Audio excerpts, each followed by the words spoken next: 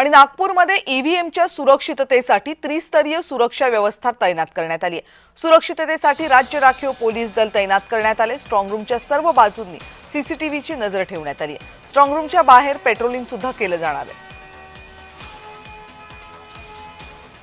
याबाबत पोलिसांशी संवाद साधत आढावा घेतला आमचे प्रतिनिधी तेजस मोहतुरे यांनी।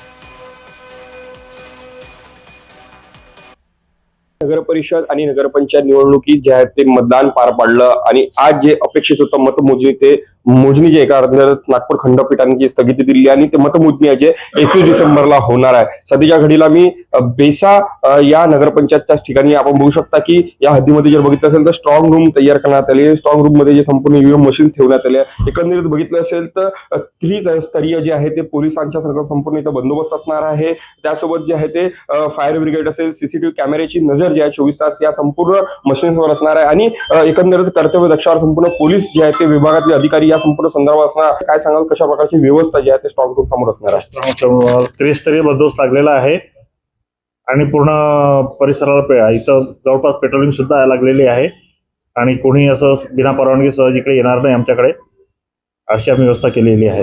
कडेकोट बंदोबस्त आहे आमचा, पोलीस स्टेशनची आहे, SRPची आहेत आणि फायर ब्रिगेड सुद्धा मदतीला आहे अडचणी प्रसंगी। सीसीटीव्ही कॅमेरे पूर्ण चारू तरफ लागलेले आहेत, सीसीटीव्ही कॅमेरे आणि सर्व सीसीटीव्ही कॅमेऱ्याच्या निगराणीत सर्व बंदोबस्त वगैरे व्यवस्थित आहे। 20 दिवस जे आहे संपूर्ण हे पहारेकरी असणार आहेत।